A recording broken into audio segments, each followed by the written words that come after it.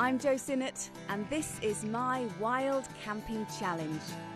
Join me as I travel from Ireland to Portugal, exploring places, meeting people, and testing my wits as I bypass overcrowded campsites and pitch my tent in some of the most beautiful parts of the continent. I love travel, adventure, and the great outdoors. Oh, and I love my bike too. It carries the bare essentials of my life on the road and enables me to travel freely and spontaneously in search of Europe off the beaten track. I have basic camping equipment, a good map, a limited budget, and an overriding desire to get back to nature. Who knows what that will bring? What if I tried?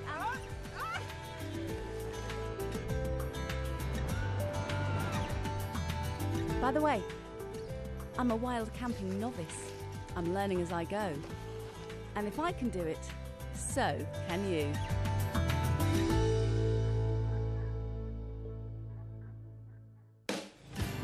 My journey south through Europe starts in Ireland. It has to be one of the most beautiful countries in the world, and I'm sure the wild camping will be spectacular. Well, this is it, the start of an epic journey for me. Nearly 3,000 miles from Ireland to Portugal, with everything I need strapped to my beautiful bike. I've got some basic camping equipment, some carefully chosen clothes, a good map, and a sense of adventure, which I hope will see me through the more testing parts of my journey. And I'm hoping that by travelling in such a self-contained way, I'll be able to get right off the beaten track and discover parts of Europe that you just can't find in the guidebooks. OK, time to hit the open road in search of my first ever wild camping spot. I'm heading towards the Bara Peninsula on the west coast, where I'm told the landscapes are spectacular. It's a fantastic ride, passing through towns like Kinsale, once a small fishing village, and now the capital of the Irish Riviera. This is what the best motorbike journeys are all about. A spell of warm weather, timeless country roads, and an adventure ahead. The further west I go, the wilder the landscapes become. It's no surprise that these regions have inspired artists and writers for centuries. So I think it's only right that a poet should be the first person I meet on my journey through Ireland. John O'Leary draws his inspiration from this tremendous landscape. He's going to show me his favourite bit of coastline and hopefully give me some ideas for a wild camping location. Oh, so here you go, Joe. This is what we came to see. An image, if you like, of the terrible power of the sea, the immensi tremor oceani. There are some days when you could stand here and the waves in a storm would be coming in at eye level. I've seen 50 or even 60-foot waves kind of breaking here. Goodness me. They say it takes a wave 3 days to cross the Atlantic from Newfoundland, gathering power as it goes. I have a poem which describes the life of the wave in its 3 days. Well, this seems the best place to hear it. The first day, there were still birds on my surface. A puffin made 2 rainbows diving through the wall of me. The second day, I was aggrandized, tall as a warrior. A storm petrel slept in my wind shadow. On the third day, breaking in a blizzard of gulls, I am the world before colour. I am a form of the wind. I am your heart's thunder and your broken mind. Written by yourself? Yes, indeed. And inspired by this very spot? This place would be in my mind always. I get the feeling John thinks I should sleep right here. It's certainly dramatic, and as a wild camping spot, I'm sure it takes some beating. But this is my first night ever. I need to break myself in gently. Something tells me you may have been inspired to sleep outside yourself now and again. Oh, many times, Joe, many Really? times, with the stars from my roof. Sort of feel like I need a little window in my tent so I can look up and see them. Oh, maybe you should just ditch the tent. Oh, now there's a thought. The stars from my roof does sound rather magical, but ditch the tent. First I need to see if I can make it through a night. Having assessed my level of wild camping experience, that's 0, John moves on to plan B. He's arranged for me to meet a couple of friends of his, Sue and Paddy, one of whom owns a writer's retreat and may have the solution to my very first wild camping dilemma. McCarthy's Bar features on the cover of Pete McCarthy's novel of the same name. It's half bar, half grocer's shop, the perfect local. But what is it that really draws the Irish to the pub? Is it the drinking or the chance to tell a few tall tales? Oh, it's about the chat more than the drinking. The drink is part of it, but I mean, it really is about chat, meeting people, you know, getting to know people, good conversation. In the country places, people used to live very lonely lives. I mean, they wouldn't talk to a human person all day. They'd talk to lots of cows and sheep, and then in the evening they'd come and have commerce with another human soul. You know, don't forget the community. I mean, the local community is of great importance. Everyone knows everyone, and there's great support in the community here as well, which is great, I think. So do you write very different prose and poetry in the winter as you do in the summer? Well, here's the thing, is that it's more a case where I don't write in the summer, because in the summer you have kind of almost 20 hours of daylight on Midsummer's Day, and you're out and the light is in your head the whole time, and you're storing up images. In the winter, on the other hand, you have maybe only 5 hours of light. You have a long, dark night, and you can stick your feet in the fire and listen to the rain on the roof, and concentrate. It concentrates, and you feed on this bank of images. Is this the best part of Ireland? Yeah. This is the best part of the world. Definitely. Is it now? It is, Yeah, absolutely. And I say that as someone who didn't grow up here. I moved here in '82, and I honestly think it is the most beautiful place in the world. One of my favorite sayings, a writer came from Dublin down to visit the retreat and stay there for a time. And when a taxi driver in Dublin asked her where she was going, she said, "I'm going to Bara to a writer's retreat." And he said, Bara, the place that God created for himself and at the last minute gave to us. Well, I'll have plenty of time to ponder on that later, in my tent. But first, down to business. Have you got anywhere I can camp on your land? I certainly do. I have 5 acres, and it's a beautiful, quiet spot. You won't be bothered at all. The only thing that might get in your way is the otter when he's out fishing. Oh, right. In the night? In the middle of the night? You don't get in his way, and he won't get in yours. Yeah, right. Does he come onto the bank? He'll come up onto the bank? No, where I'm on the island, his little burrow is just across the river from the island, so you'll be aware that he's there, but I don't think he'll bother.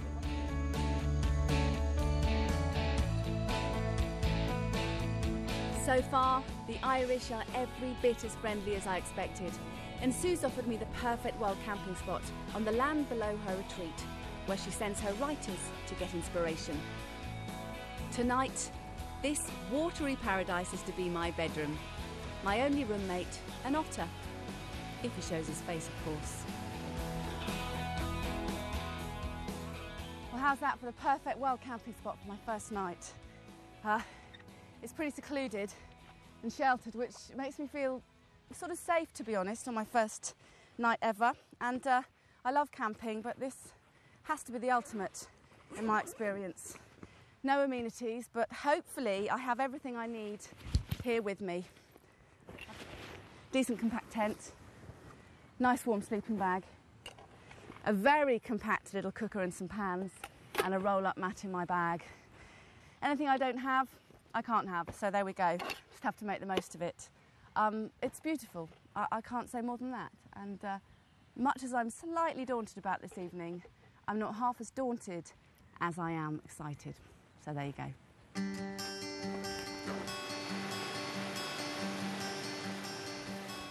The rules of wild camping are to arrive late, leave early, and crucially, to leave no trace of you ever having been there.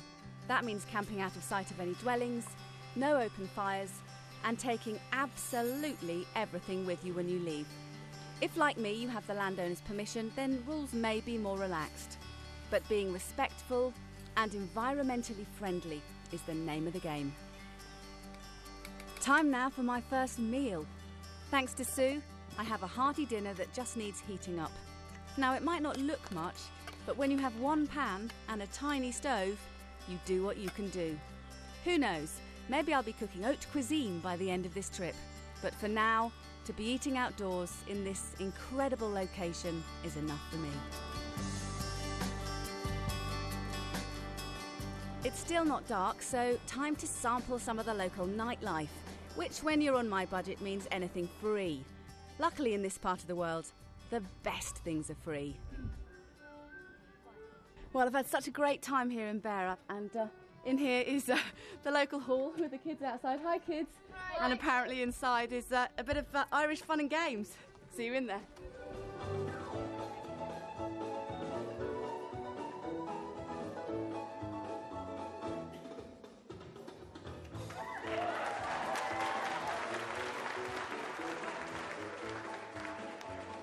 Well, Sue's heard about my Irish roots, and apparently this gives me licence to jig. There's only one way this will end up.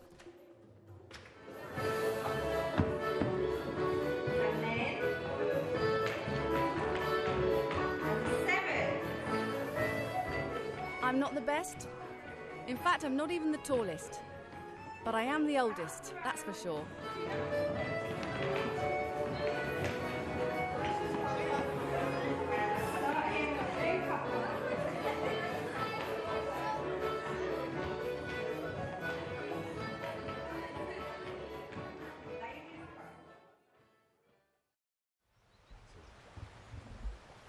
Morning, Joe. Oh, hi. Hang on 1 second.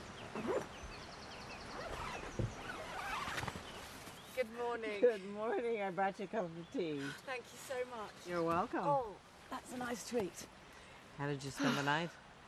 Well, I didn't sleep very much, but I had a really nice time. Did the otter come and visit? No. He And must I would have known because I was awake. But it's fantastic. I'd love you to come up and meet Bernard Donahue. He's a court poet. He's fabulous, and he's going to read a couple of poems. I think if you'd like to come up, he's here to visit. Lovely. Great. I'd love that. Let me just freshen up a little Okay, bit. we'll see you up there. Yeah, Bye-bye. cool, thanks. There's Irish hospitality for you, or perhaps American. Either way, a cup of tea delivered to my door, or tent, is a luxury I can't refuse, and one that won't happen often, I imagine. Well, my trip feels really real now. First night wild camping, and it was beautiful. Sound of the waterfall behind sort of mars that eerie silence that I imagined I would have out in the middle of nowhere like this. And I've got plenty more to come. I'm sure they'll all be very different. And Sue's told me there's a poet up at her writer's retreat who's going to read me a poem about morning in Bara, so it couldn't be more apt. So I'm going to change my clothes, freshen up ever so slightly, feel I need it, and head up to the house. Morning in Bara for Canon Matt Keane.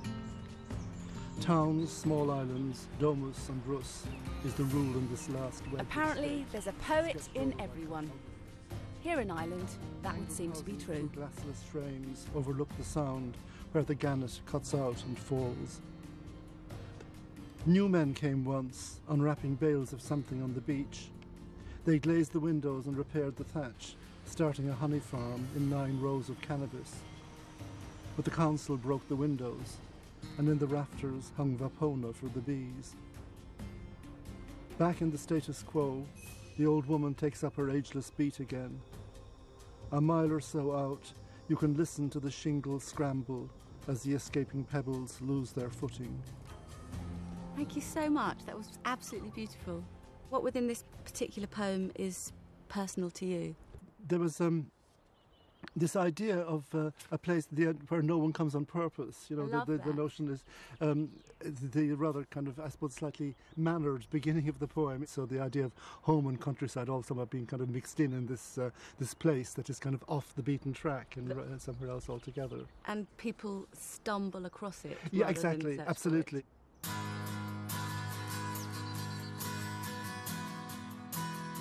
Home and countryside mixed together.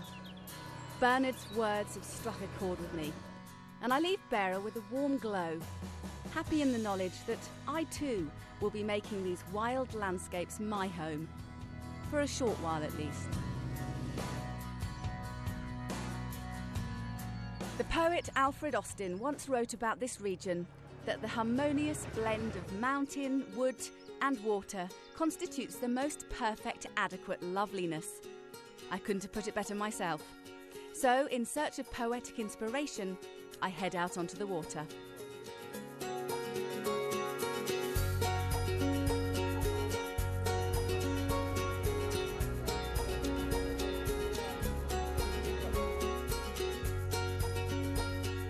The lakes of Killarney are breathtaking, even on a grey day like this. I'm on Muckrose Lake, also known as Middle Lake, which feels a little bit like an aquatic version of Middle Earth. A feeling further enhanced when Nathan, my guide, tells me about his own hobbit-like adventures across Ireland. You've done a journey quite similar to mine, actually.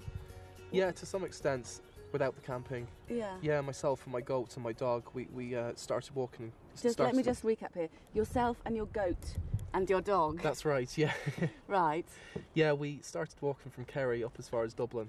So it was about 3 weeks, 360 kilometres, just hiking across the country, following the old waymarked trails. Yeah. And we were in search of the Irish welcome.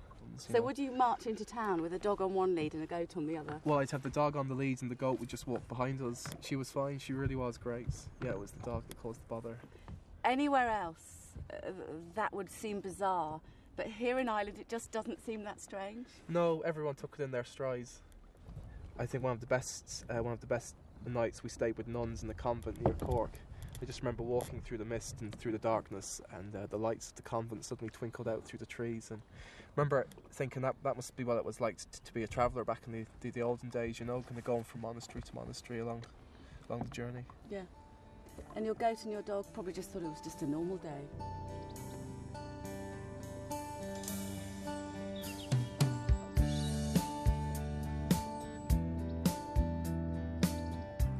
Well, I'm a few days into my trip, and I'm certainly getting at one with nature, which is pretty dramatic.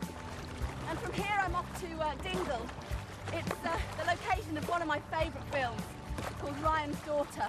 A wonderful love story, and it's set against the backdrop of some really fantastic scenery, and I'm going on a quest to find out more, but I'm not going by kayak.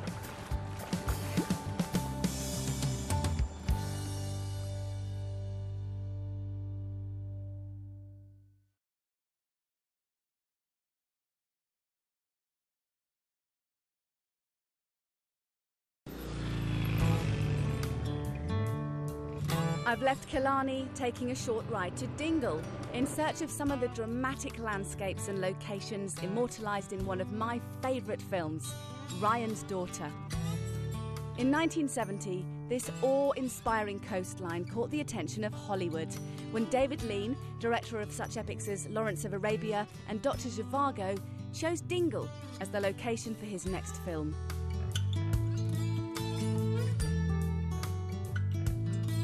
I'm hoping to find one of these locations for myself, possibly even wild camp there. So I've engaged the help of Maurice Galway, who runs Dingle Film Festival, to help me gain access. Maurice tells me that Dingle's love of the movies, in fact, dates back to the 1930s, when, believe it or not, the Phoenix Cinema was single-handedly responsible for bringing electricity to Dingle. But how?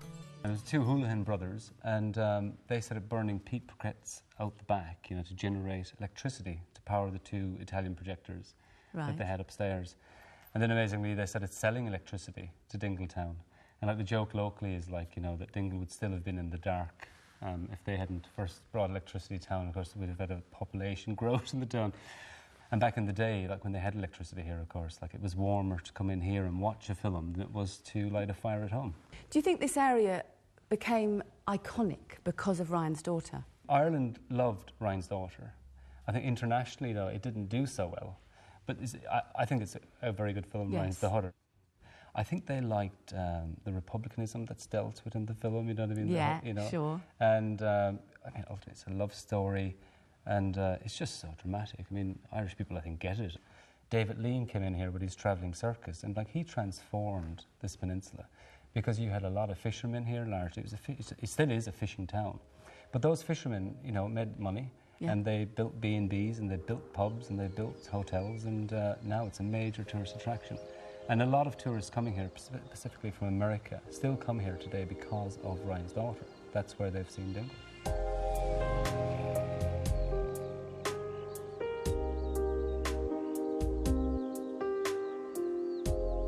Maurice has given me a heads up about the only remaining film location here on the peninsula. The schoolhouse was built as a set for Ryan's Daughter. It's an incredible reminder of the impact Hollywood must have had on this region.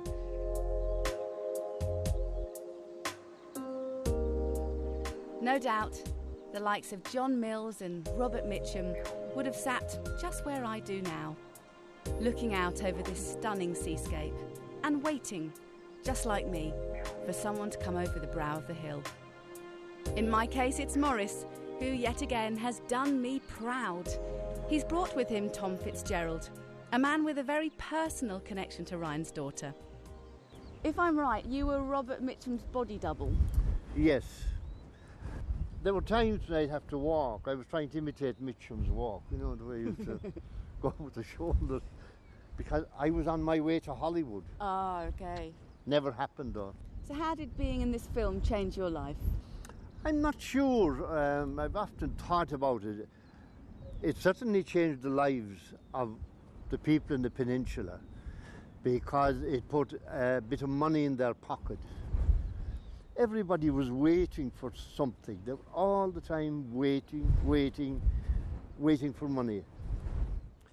Difference between a recession that was there at that time and the recession now is that we have money in our pockets now. We had nothing in our pockets back in 1968. I remember coming up Main Street in Dingle after getting my cheque for about £5,000. Oh God, like £5,000. That's a lot of money. I have to ask you what you thought of the film. I thought it was a good film.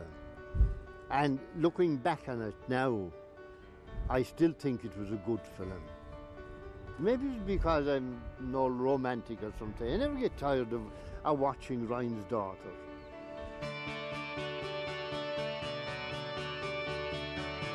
Well, there's a lot to be romantic about. But as evening draws in, the reality of sleeping here on this natural film set hits home. And I can't help feeling a little daunted by this beautiful place.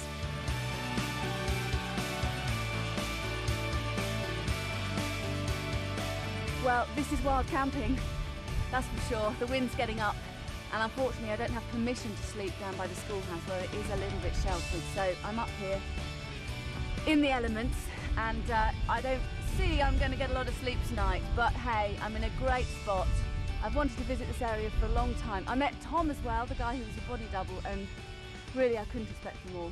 And there's a little bit of shelter in my tent, thank goodness. So that's where I'm off to now.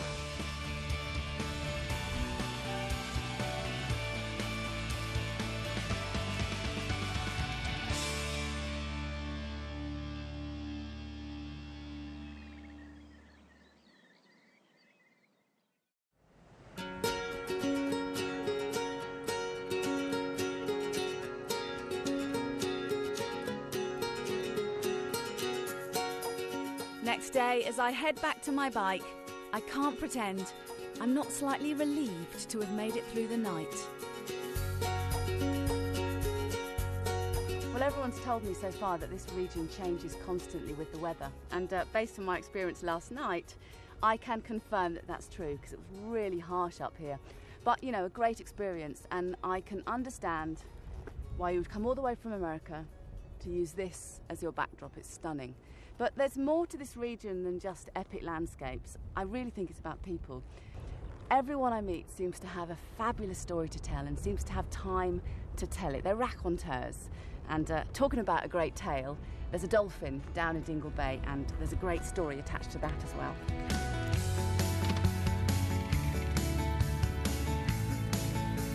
After the film, the Dingle dolphin is probably the most famous thing about Dingle. He's totally wild, but he's chosen to live here in this bay for the last 30 years. And even though my skipper Jim knows fungi as well as anyone, he can't guarantee we'll see him today. He's different every time, just depends on what kind of form he's in. What brought him here in the first place, do you think? Nobody really knows. It could well be that his parents were with him and died here. It could have been a partner, nobody knows. He turned up here, you know, in 1983. And just stayed. Do you think that's a sad story? I really don't think so. You know, he's happy here. He wouldn't stay here if he wasn't. So he's chosen humans over dolphins? Exactly. Wow, and have you seen him change over the years? He has changed over the years, but he hasn't got any slower. He's just does different things now, but he hasn't got any slower. And it's funny, I'm doing this now 21 years, and you'll come out someday, and next thing he'll do something, and you'll say, he used to do that years ago, you know, so it's fantastic.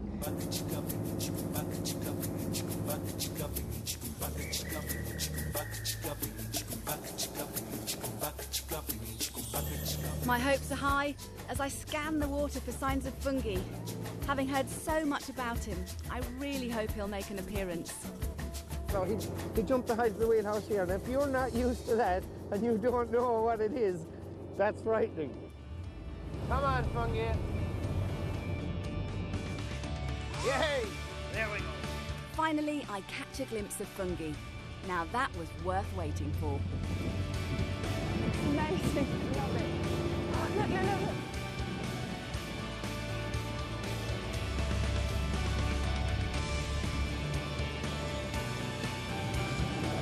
It's amazing. Every time you see him jump out of the water, even though I've seen him time and time again, every time you see him, it's like the first time. It's like a gift. Fungi's finale is in the finest Dingle Hollywood tradition, and I'm a happy camper.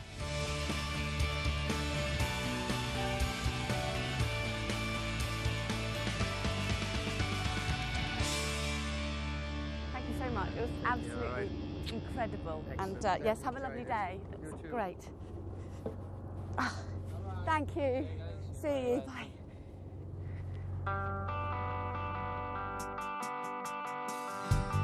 I leave the Dingle Peninsula behind and head north to another area of outstanding natural beauty. Ireland seems to be full of landscapes that take your breath away, and Connemara National Park is no exception.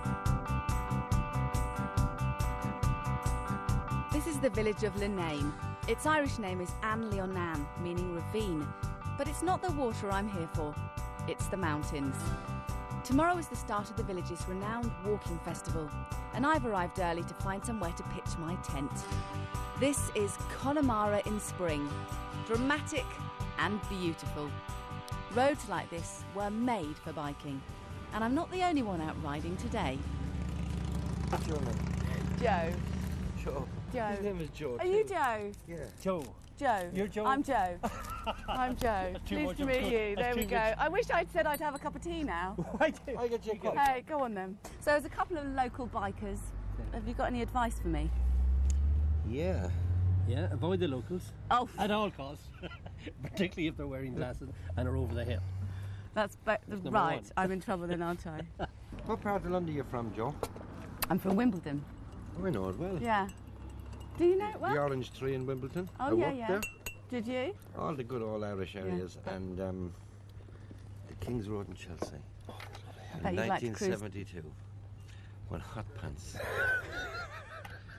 The first time I ever saw a pair of hot pants. Do you know what hot pants are? I do know what hot pants are, yeah. Because, you know, our generation do. I think we're on the same wavelength there. Do you get many hot pants here in Connemara? No. No, the cover up terribly well around here. Unless you're going to do a little bit of a demonstration for us now, Joe, I don't think it's going to happen today. Yeah. I don't have any hot pants in my rucksack, I'm afraid. Jeez. John and Sean give me some advice about the best roads around here. Then, putting the banter to one side for a minute, it's time for a history lesson. And that road I'm telling you about, the Famine Road, is the road that they all took to get out of here. So the potatoes failed. Well, the funny thing about it, the funny thing about it is that if the potatoes were planted on the north side of the hill, they failed, but on the south side they didn't, because it's an airborne thing, you see. Did they know that? Well, the guys that had the potatoes on the south side knew it. Oh, well, now, when they failed, it lasted for a number of years. I mean, the average Irish adult ate 14 pounds of spuds per day. 14 pounds. Sounds an awful lot to us, but there was nothing else. You had spuds for breakfast, dinner and tea. And when it failed, they failed. Yeah. And there was no bailout whatsoever. So hence, what is it, many million people, 3 million people, they say, died. What percentage of the population? 50% of the population. 50% of the population. Back in those days, we had a population in Ireland of 6 million. Well, 6 million recorded because the census didn't come out this far, and they didn't go up the hill to all the cottages. And the old Irish lad was very prolific, as they say. Yes, You know. so when the census woman came with the form and he said, how many kids have you? I better not tell her everything because she's from the government. I'll put down 4 and hide the 10 others. So the census, the figures aren't that accurate, but thousands died. Have you camped before on your bike? Have you done what I'm doing? Do you want to come with me? Yeah. We'll give you an escort. I've only got a very small tent though, and you can't sleep in it. What do you mean you can't sleep in it? You can't sleep in it. Why not? Because it's very small and it's mine. I love bossy women with small tents. What size is the bike? Well, nice to meet you. It was nice to meet you. I'll give you a little toot on my horn if I see you in passing. Well, you probably were going to head this way and you're going to head that way. Well, I won't see you, will I? The chances of passing. That will mean that I'm going the wrong way. I leave my new biker friends and head towards the water where there's a growing crowd and what looks like an emergency. Seems a helicopter is having trouble landing.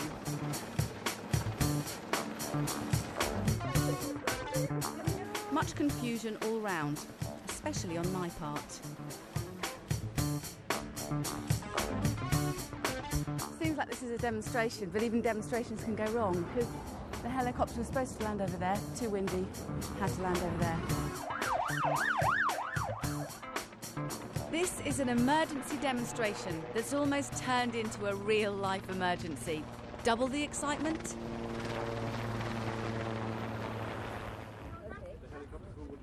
It's certainly been an entertaining afternoon, but time to get serious. I need to find a place to camp before dusk. The organiser of the walking festival has recommended some land near the water. I have a long day's walking tomorrow, and I really need a good rest.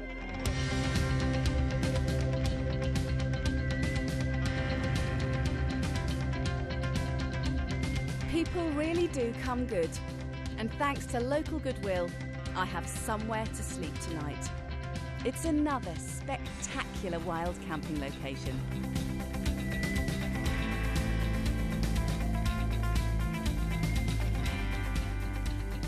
Well, I'm starting to feel quite at home here with my tent and my little stove.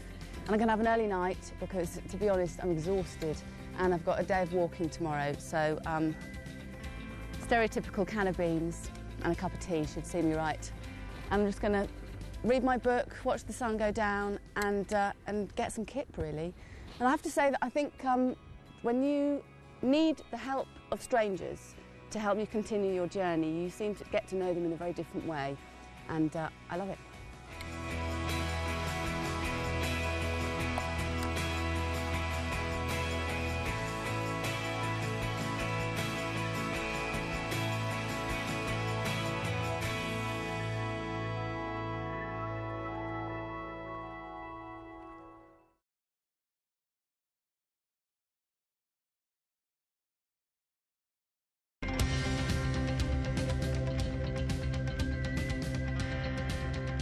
Next day, I'm up early in Connemara and heading for the Linane Walking Festival. I have to admit, I'm very tired, but the scenery is spectacular and I'm looking forward to breathing some mountain air.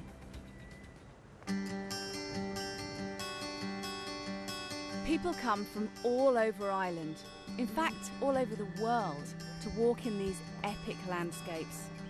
Many are drawn by a desire to connect to the past.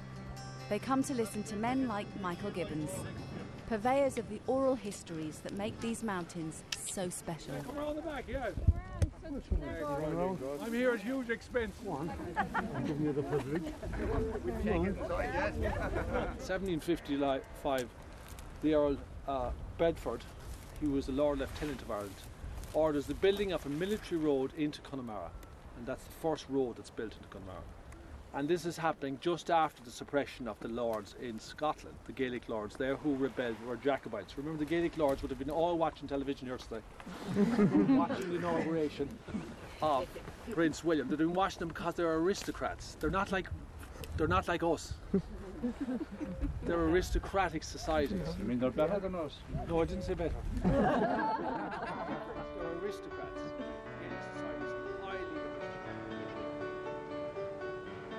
So it's walking quite a popular pastime in Ireland.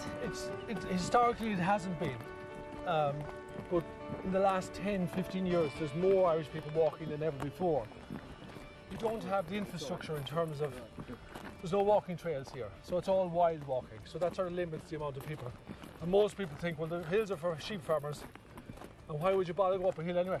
There's increased interest in it though, as Ireland becomes more urbanised, and an increased awareness of the beauty of the place, which wouldn't historically have been there.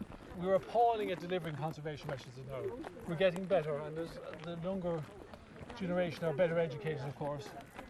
They're more in touch with what's happening globally also. Yeah. It's the city slickers who come and gape at these beautiful views. Well, it's often people whose families may have been originally from mountain areas, yeah, who have that family contact with it, and they would have a much greater appreciation of it. My own family, my father travelled the world working in construction sites. He had a very exaggerated sense of Connemara because he spent all his life out of it. So if you're a shepherd and you've known these mountains all of your life, would you realise how beautiful it was, do you think? Oh, it's not to say that they're not conscious of it, but it's sort of at a subconscious level. You know what I mean? This is their working lives are spent after sheep, chasing sheep. I remember one man one time talking about another farmer who suffered from depression, and he said, banging his fist on the table, he said, "How could any man with sheep be depressed?" I was talking to that little girl earlier. Yeah. She said she wants to travel the world, but she'll come back afterwards. Well, that's the thing about Connemara people here. You have, well, some ways it's very traditional. There's the other international side because they have family ties in Australia and America and Britain. You know, there's a tradition of leaving, and the American wake, for example, was the most painful wake here. It's when young people would leave the valley. Yeah. All the teenagers in the house would gather in one house, with music all night, and then they would walk out the door, and that'd be the last time the parents would see them again. As inevitably, most people would not come back once they leave. The story of the American wake really does cut to the bone.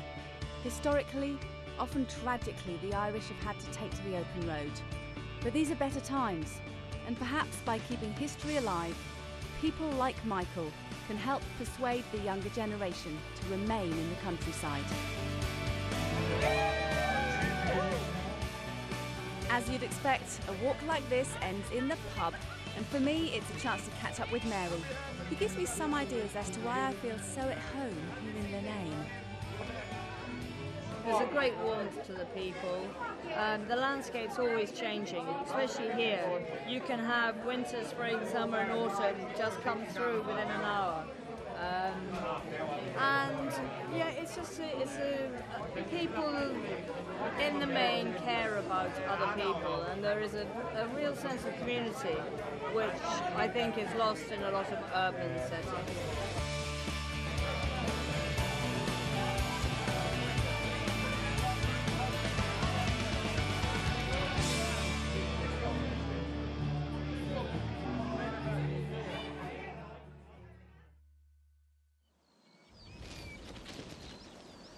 Next day, I wake up feeling fully refreshed. It's my first good night's sleep, and rather invigorating to wake up by a lake.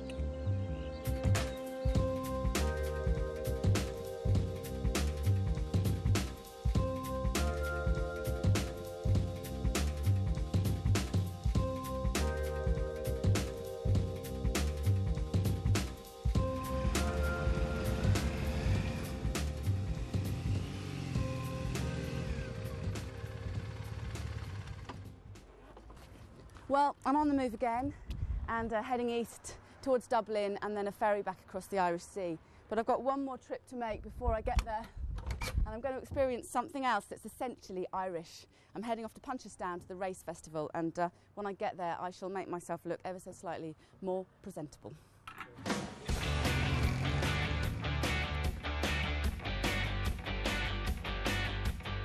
My ride out of Connemara is a final reminder of how stunning the west coast of Ireland really is. It's as if these roads were made for biking.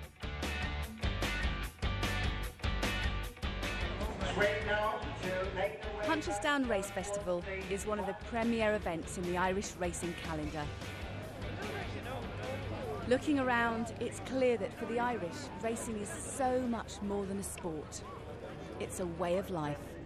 That's picked the winners of races 1 to 6, 26 and 28.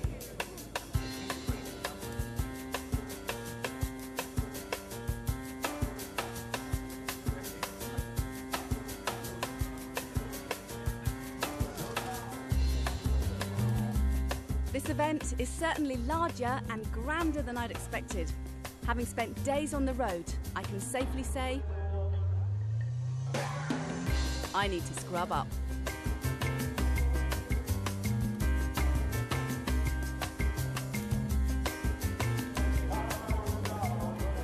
Well, I'm certainly underdressed compared to some here, and luckily enough I came prepared for an event like this because inside my bag I have a tiny little black dress and I'm going to put it on.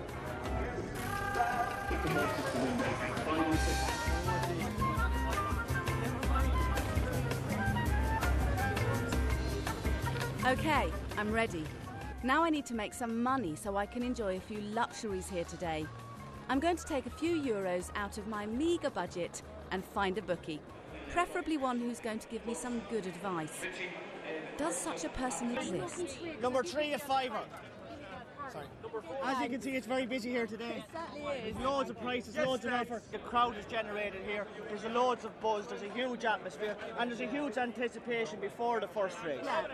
So how do I know who is going to give me the best deal on my horse? Well, if you look up there, you see the one horse here? Yeah. There's 11 to 2 here. Yeah. So 2 into 11 yeah. is 5.5. Yeah. If you look over here, he's 5. Where is he less? Do you know what I mean? He was less there a second ago. He was a 5 to 1. So you shop around for the best value. If you look at the favourite here, we're 13 to 8. If you look over there, it's 7 to 4. 8 into 13 is actually less than 7 to 4. So you should go over there if you want to back the favourite. Okay, so we're going shorter. So we're playing with each other, aren't we? That's basically? it. We're trading. Okay. We're traders on a race course. And you take a punt on it, and you win some and you lose some. And we take an opinion. It's 11 to 4. The 9 horse. And look at the name of the 9 horse. Let the show begin. Here we go. We're in Punchestown. Can I go €5 either way? Yeah. Number 11, each way a £5. And there's your ticket. That's it. And hopefully go and watch your race and we'll see you later. Thank you for your advice. No problem. See you later. And this will be the old double. Going over at 3-0 now. Clearance. Let the show begin in front. In second is another Julian. Well, so far so good. And let the show begin from another jewel. The student third on 14. Let the show begin as leader. Come on, fourth place. It's looking close. Maybe the luck of the Irish will be with me today.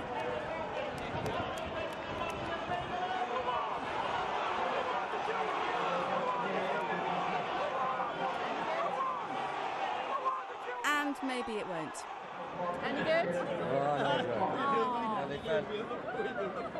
Hopeless. The winning trainer is Willie Mullins and the jockey on board was Ruby Walsh. Ladies and gentlemen, let's hear your appreciation. Despite the advice of my friendly bookie, I leave Punchestown having made a loss. However, I do get one great tip-off, but it's not about a horse, rather a local stables who are prepared to put me up for the night.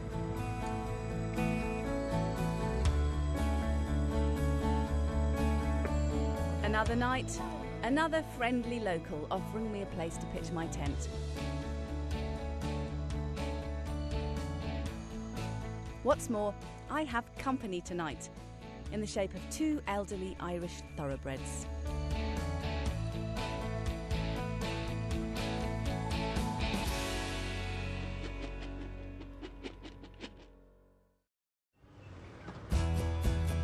The next morning, I'm up early for this short ride to the coast and a voyage across the Irish Sea. Well, that's the first leg of my journey done, and I am not disappointed. In fact, I can't believe I have Irish roots and I've never been to rural Ireland and discovered how beautiful it is. The people are fantastic, they're warm, they're friendly, they're unique, and they're very funny, and the landscapes speak for themselves, really. And then, of course, there's wild camping. Put yourself in these amazing locations, sleep the night in them, and then wake up in the morning, unzip your tent, and find yourself the only person on a hillside looking at dawn. It's incredible. I look forward to plenty more to come. Next stop, Wales.